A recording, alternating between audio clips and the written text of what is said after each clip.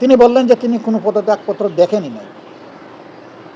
তাহলে সেদিন বাংলাদেশের 12 কোটি মানুষের সামনে তিনি যে বক্তব্যটা দিলেন সেখানে তিনি মিথ্যাচার করেছেন, অথবা সেদিন যদি তিনি সঠিক বলে থাকেন তাইলে পত্রিকার সাথে যখন তিনি ইন্টারভিউ দিতে গিয়েছেন তখন তিনি মিথ্যাচার করেছেন। পরস্পর বিরোধী, সম্পূর্ণ পরস্পর বিরোধী দুইটা জিনিস তো সঠিক হতে পারে না। সাংবাদিক বন্ধুগণ, আমরা সবাই জানি আজকে বাংলাদেশের সদ্য সাবেক রাষ্ট্রপতি তিনি তার দায়িত্ব থেকে পদত্যাগ করেছেন। 23 সালের এপ্রিল মাসে তৎকালীন ফ্যাসিস্ট হাসিনা সরকার তাকে রাষ্ট্রপতি হিসেবে নিয়োগ দিয়েছিল। 36 জুলাই বাংলাদেশে যে পরিবর্তন হয়েছিল সেই পরিবর্তনের দাবি ছিল যে এই প্রেসিডেন্ট থাকবেন না, কারণ তিনি প্রেসিডেন্ট থাকা অবস্থায় অনেকগুলো অঘটন ঘটেছে। বিশেষ করে জুলাই রিভলিউশনে এতগুলো মানুষের জীবন গিয়েছে, কিন্তু রাষ্ট্রের সর্বোচ্চ অভিভাবক হিসাবে তিনি কোনো দায়িত্ব পালন করেন নাই। শুধু নীরবতা না, জনগণ মনে করে যে তিনি এই অপকর্মের মদতদাতাও ছিলেন। এই জন্য তখনই একটা দাবি উঠেছিল যে তাকে দায়িত্ব থেকে সরে যেতে হবে। এমনকি যুবকদের একটা অংশ তখন বঙ্গভবনের সামনে গিয়ে এই দাবি উত্থাপন করেছিল। যদিও ওই অংশের এই পদক্ষেপের সাথে আমরা সরাসরি ছিলাম না। এরপরে আপনারা জানেন যে 5 আগস্ট রাষ্ট্রপতি ভবনে যে মিটিংটা হয়েছিল, 3 বাহিনীর প্রধান ছিলেন, রাজনৈতিক দলের সম্মানিত নেতৃবৃন্দ ছিলেন, আমরা ছিলাম। সবগুলা দল না থাকলেও বেশ কয়েকটি গুরুত্বপূর্ণ দলের নেতৃবৃন্দ ছিলেন এবং সিভিল সোসাইটিরও 2-1 মেম্বার ছিলেন। সেদিনকার আলাপ আলোচনায় অনেকগুলা গুরুত্বপূর্ণ পরামর্শ দেওয়া হয়েছিল। সেই পরামর্শের আলোকেই মধ্যরাতে তিনি জাতির উদ্দেশ্যে একটা ভাষণ দিয়েছিলেন। এই ভাষণে স্পষ্টতই বলেছিলেন শেখ হাসিনা তার কাছে পদত্যাগপত্র জমা দিয়েছেন এবং তিনি তা গ্রহণ করেছেন, মঞ্জুর করেছেন। কিন্তু আমরা অবাক হলাম। পরবর্তী বছর অর্থাৎ 25 সালের প্রথম ভাগে একটি জাতীয় দৈনিকের একজন সম্পাদকের সাথে তিনি কথা বলতে গিয়ে, সাক্ষাৎকার দিতে গিয়ে তিনি পুরো বিষয়টাকে অস্বীকার করলেন। পুরো উল্টা একটা ন্যারেটিভ তিনি নিয়ে আসলেন। তিনি বললেন যে তিনি কোনো পদত্যাগপত্র দেখেনি নাই।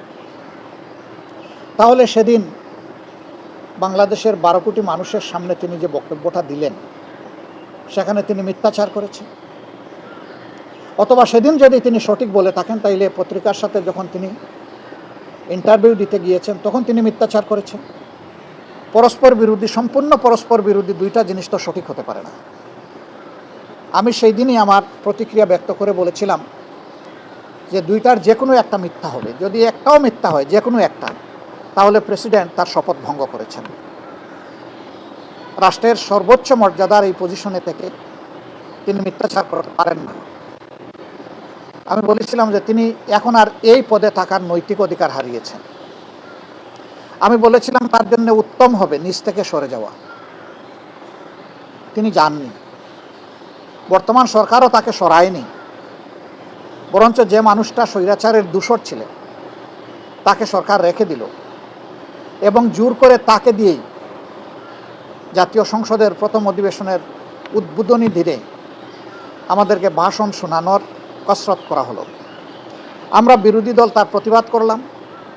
আমরা বললাম যে এমন কাউকে সংসদে ভাষণ দেওয়া ব্যবস্থা করা উচিত হবে না যিনি স্বৈরাচারের দূষর ছিলেন, যিনি গণহত্যার সাক্ষী নন, সহযোগী ছিলেন।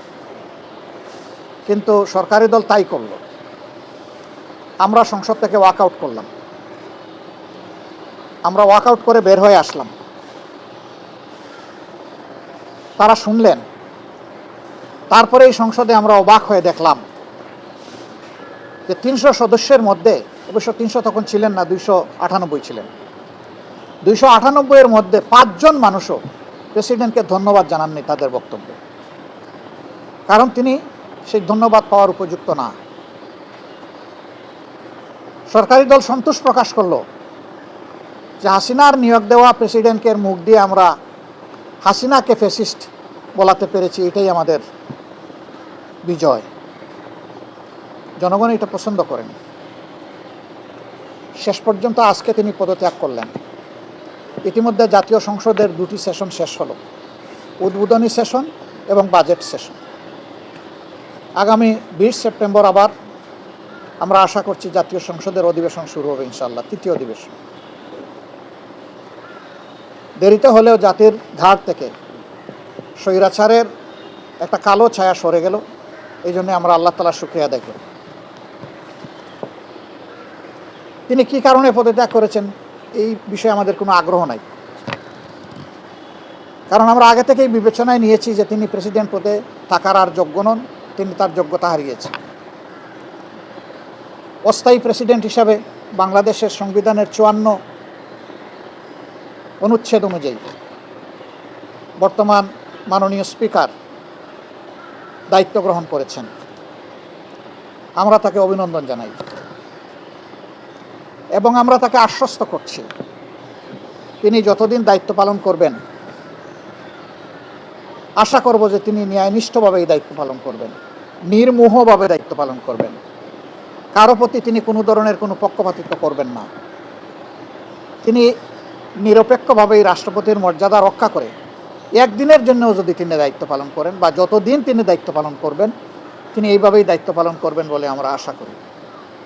যদি এইভাবে তিনি দায়িত্ব পালন করেন তাহলে আমরা তাকে সর্বাত্মক সহযোগিতা করব। আমরা অস্থায়ী রাষ্ট্রপতির সুস্বাস্থ্য কামনা করি। সংবিধান অনুযায়ী 90 দিনের ভিতরে পরবর্তী প্রেসিডেন্ট নির্বাচন করতে হবে। তো যেহেতু এর ভিতরেই সংসদ অধিবেশন হওয়ার কথা রয়েছে, কাজেই স্বাভাবিক প্রক্রিয়াই হয়তোবা সেই প্রেসিডেন্ট নির্বাচন অনুষ্ঠিত হবে।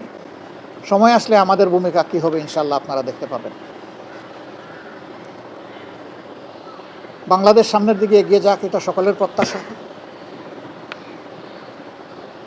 সংবিধান অনুযায়ী যেহেতু তিনি অস্থায়ী রাষ্ট্রপতির দায়িত্বে অধিষ্ঠিত হয়েছেন, এখন হয়তো ডেপুটি স্পিকারের দায়িত্ব পালন করবেন। যত সময় মাননীয় অস্থায়ী রাষ্ট্রপতি তার দায়িত্ব পালন করবেন, তারা যখন স্পিকার হিসাবে শপথ নিয়েছেন অথবা ডেপুটি স্পিকার হিসাবে শপথ নিয়েছেন, একই সাথে এই শপথটাও হয়ে গেছে অস্থায়ী রাষ্ট্রপতি হিসাবে স্পিকারের এবং স্পিকার হিসাবে ডেপুটি স্পিকারের। কাজে এখানে কোনো সাংবিধানিক সংকট তৈরি হওয়ার কথা না। আমরা চাই কোনো সংকট তৈরি না হোক, তবে জনগণের যে মৌলিক প্রত্যাশা যে একটা পরিবর্তনের বাংলাদেশ, এখনও বাংলাদেশের নবগঠিত পার্লামেন্ট সেদিকে পা বাড়ায়নি। আমরা অনবরত আমাদের চেষ্টা চালিয়ে যাচ্ছি, ভিতরে এবং বাইরে আমাদের এই চেষ্টা অব্যাহত থাকবে। অতি স্বল্প সময়ের দাওয়াতে আপনারা আজকে এখানে হাজির হয়েছেন, এই জন্য আপনাদের সকলকে আমার এবং আমাদের প্রিয় সংগঠনের পক্ষ থেকে আন্তরিক কৃতজ্ঞতা এবং ধন্যবাদ জ্ঞাপন করছি। সবাই ভালো থাকবেন, আমরা একসাথে এগিয়ে যাব ইনশাআল্লাহ। আসসালামু আলাইকুম ওয়া রাহমাতুল্লাহ।